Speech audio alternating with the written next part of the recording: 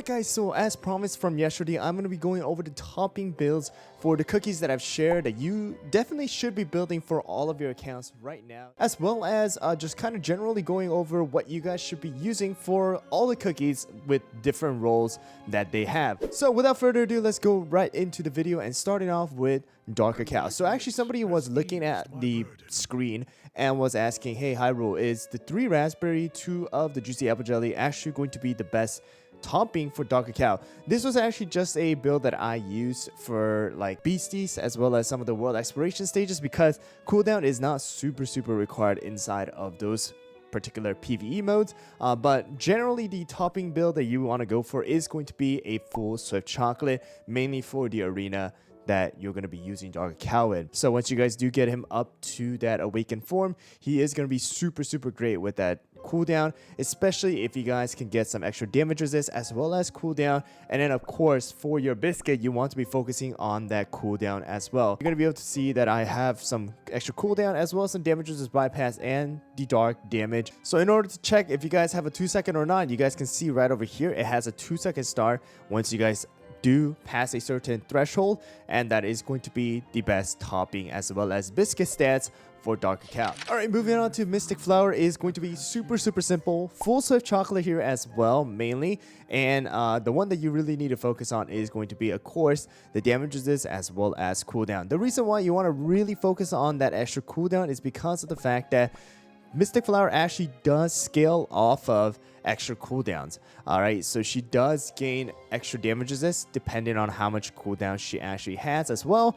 So it is going to be really important for you to go and get some extra cooldown, as well as that just helps her use her skill a little bit faster and the apathy effect and everything like that. So definitely going to be focusing on that damage resist as well as the cooldown. And for your Beascuit, same thing here as well, guys. Pretty much cooldown is going to be your main focus. 4-liner, 3-liners are going to be really good. If you have the extra stat, then probably attack speed or even damage resist is going to be beneficial for Mystic Flower. Alright, moving on to the next one is going to be Wind Archer. Wind Archer is pretty darn simple as well. Because of the fact that he does have a 6-second cooldown, you do not really need any cooldown on him. So the main thing that you want to focus on is going to be the damage resist as well as some extra attack, and the focus on the attack speed. And the reason why is because you want him to attack a lot faster.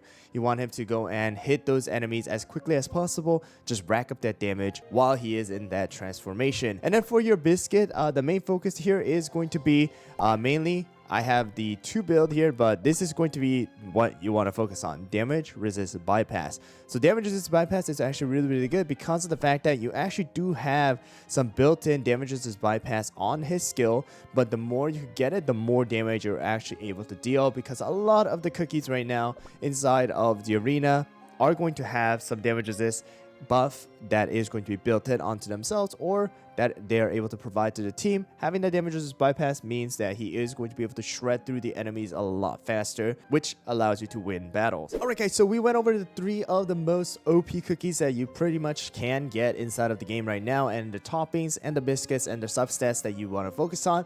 Now let's move on to the epic cookies that we have talked about before. So Twizzy Gummy has 2 different builds, and the one build is mainly going to be for most of the content that you have, and one other build is going to be the Swift Chocolate, which is going to be used for the guild boss battles. So the main topping that you want to go for Twizzy Gummy is going to be the full juicy apple jelly topping, and this is going to be for most of the content that you're going to play, and if you guys are using Twizzy Gummy. And the reason why is because of the fact that she is going to scale off of her crit damage pretty much. Like the more she is able to crit, the more damage you're able to do. So her crit damage right over here, you guys can see it, skill crit damage is going to be a 400%, and she is also able to increase her crit percentage, and she also do have some extra damage from her magic candy, which means that the more crit she does, the higher damage she is going to actually do.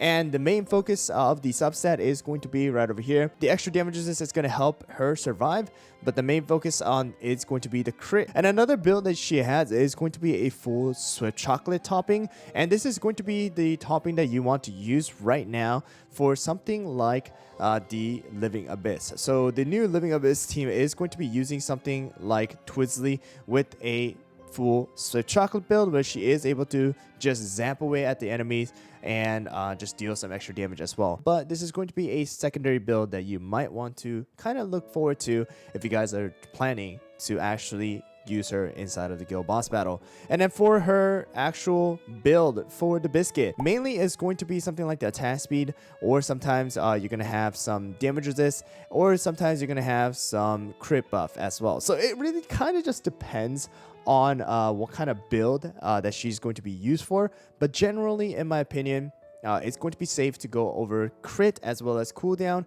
because that is going to be the two of the most important substats that she's going to need in her general build. Of course, if you guys are looking forward to, you know, specific guild boss battle teams and things like that, then make sure to look at those specific guides. I will be posting some as well and focus on those specific substats and the numbers because that is going to give you the best result. This is just kind of like the general best build as well as recommendations for these cookies. Alright guys, so the next one is going to be Black Lemonade. Black Lemonade is pretty darn simple as well, and the main substat she's going to be focusing on as well as topping is going to be the singing raspberry with the extra attack. Of course, just like always, if you guys are planning to use her inside of something like the World Exploration and she is dying off, then please add some extra damage resist. That's going to help out. But the main substat that she wants to work on is going to be attack, because her skill actually does scale off of her attack. All right, and that's going to allow her to deal extra damage as well with the electrifying rock spirit buff and things like that. So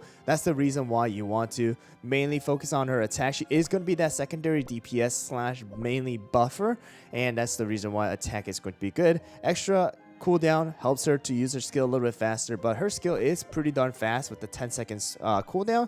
So yeah, mainly damage resist and attack is going to be her main topping substat. And then of course her Beascuit substats is going to revolve around something like attack, cooldown, crit percentage, something like that. Of course, if you guys are lacking some extra damage resist, that works too, but that is pretty much going to be it. The attack, cooldown, damage resist are going to be very, very simple and what you want to use for Black Lemonade in most of the cases. Now to the third epic cookie, and that is going to be Rebel Cookie that we have talked about. Rebel Cookie is going to be just depends on the situation and how tanky or how promoted slash ascended your cookie is actually going to be. So like I talked about yesterday, Rebel Cookie is actually pretty darn squishy because of the fact that he is going to be an ambush but a frontline tank. Alright, so he does do all that debuff, but he has to tank because he is going to be in the front. He does have the decoys as well, but because of the fact that he can be pretty squishy, you have two different options. So if your cookie is going to be tanky enough, then the Swift Chocolate build is going to be fine.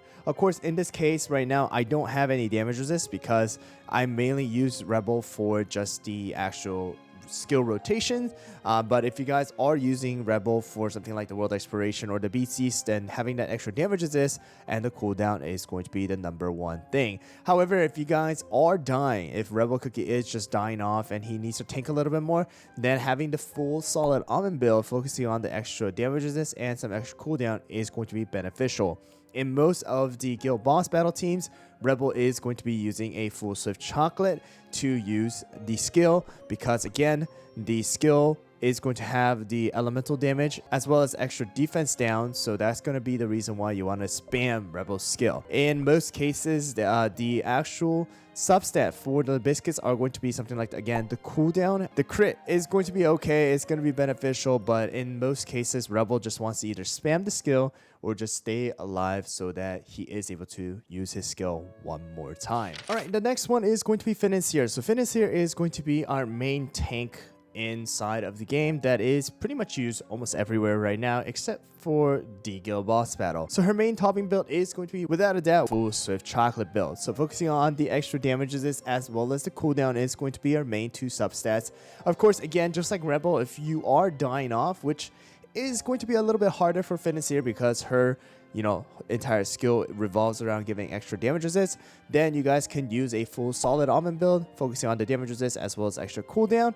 And then for her Beascuit, is going to be mainly revolving around giving extra damage resist or a little bit of extra cooldown, as well as if you guys do want to, then you guys can see right over here that her healing is actually based off of defense as well. So you guys are able to go and give some extra defense if you guys would like to, if that's going to be the case. But anything that is going to really make her tankier is the main thing that you want to focus on. Damage resist is the main substat, in my opinion, that you want to focus on for Financier. Alright guys, and the last epic cookie that we have talked about yesterday is going to be the Crenber cookie. And Crenber does have a very simple build as well, very similar to something like Wind Archer, focusing on the damage resist as well as extra attack speed and the attack. So pretty much his skill is going to be almost identical to something like Wind Archer. Actually, Wind Archer's skill is very similar version of his skill, where he is going to start having this enhanced regular attack, and he's just going to shoot out a bunch of Crenber pieces at the enemies, dealing a bunch of damage.